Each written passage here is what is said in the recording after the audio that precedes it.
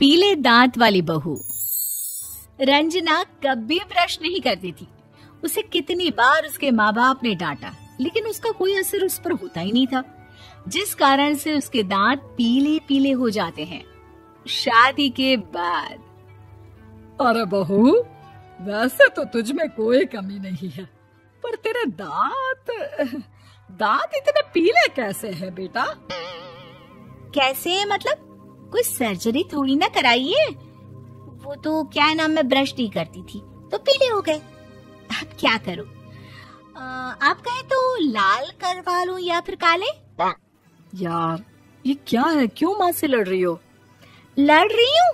अरे मैं लड़ रही हूँ या ये बोल रही है कि दांत पीले हैं, पीले। अरे तपस्या थोड़ी ना की है इन्हें पीले करने के लिए। बकायदा ब्रश नहीं किया है 20 साल तक, तब जाकर। छी, कैसी बात कर रही हो? ये उस वक्त तो पीले नहीं थे जब हम लोग तुम्हें देखने आए थे। अरे तब साफ करवा लिया होगा डेंटिस्ट के पास जाकर। अब देखो कैसे पीले पीले लग रहे हैं। रंजना सास की तरफ गुस्से से देखती है। फिर शुरू हो गई पीले पीले पीले।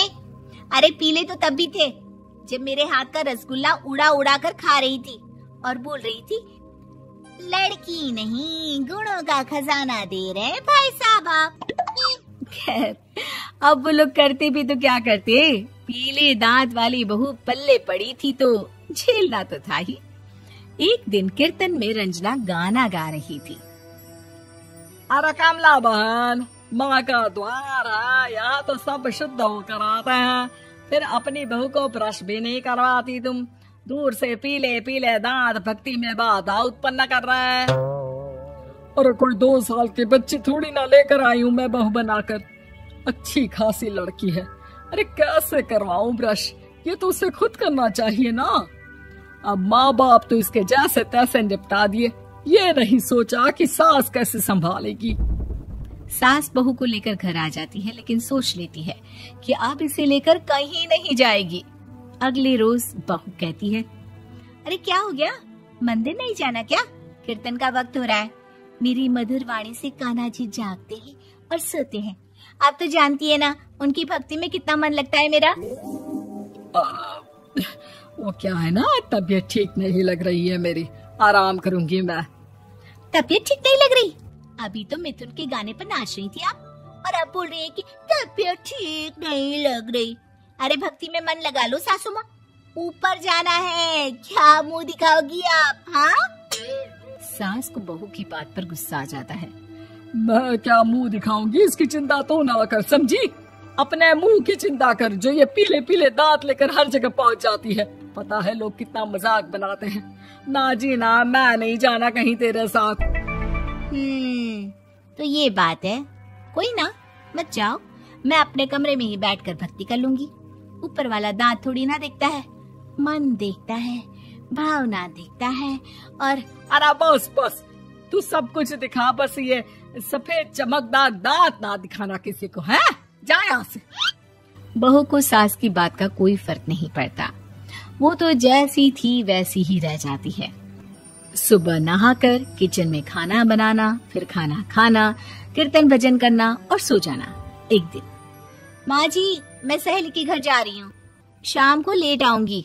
हाँ हाँ तो जाना, मैंने कौन सा तेरी आरती करनी है घर पर बैठकर। रंजना सहेली के घर जाती है, जहाँ वो पार्टी में जाने की तैयारी कर रही होती है। अरे शिखा, कहाँ जाने की तैयारी कर रही है? मैं गलत वक्त पर आ गई क्या? अरे नहीं यार, उल्टा सही वक्त पर आ गया। मैंने ये साड़ी और ज्वेलरी निकाली है यार, शाम को इनके ऑफिस की एक पार्टी में जाना है। बताना कैसा लग रहा है ये सब? नहीं यार, इस ड्रेस के साथ तो वो वाली ज्वेलरी अच्छी लगेगी। हाँ हाँ सही बोल रही है, मैंने ध्यान ही नहीं दिया। वैसे तो हमेशा से मस्त फैशन सेंस रखती है। तो बड़ा जाती होगी ना पति के साथ पार्टी में। रंजना कुछ नहीं बोलती, बस सोचती है कि यार काश ये बात सही हो जाती, पर मैं क्यों नहीं जाती पार्टी में? क्या इन लोगों की कोई पार्टी होती नहीं होगी? रंजना घर आती है और रात में पति से सवाल करती है, एक बात बताइए, आप मुझे किसी पार्टी में क्यों नहीं ले जाते? क्या आपकी यहाँ ऑफिस में पार्टी नहीं होती?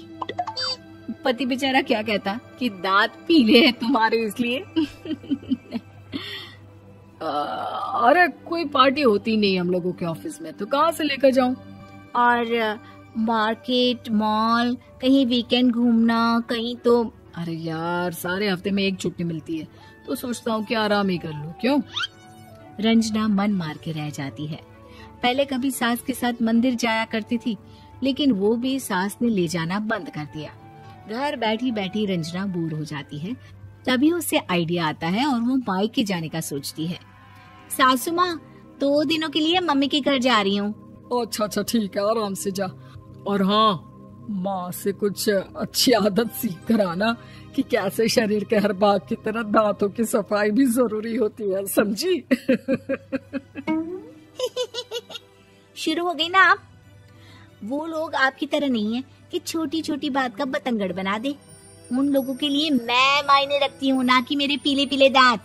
रंजना माँ को बिना बताए उन लोगों को सरप्राइज देती है, लेकिन जैसे ही वो दरवाजे पर पहुंचती है, अंदर देखती है कि घर वाले कहीं जा रहे होते हैं।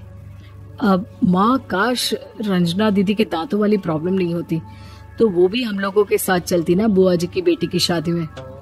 हाँ बेटा, लेकिन अब उसे कौन समझाए कि उसको उसके पीले दांत नहीं दिखते, लेकिन उसके आसपास के लोगों को कितना एम्बैरेसिंग फील कराते हैं।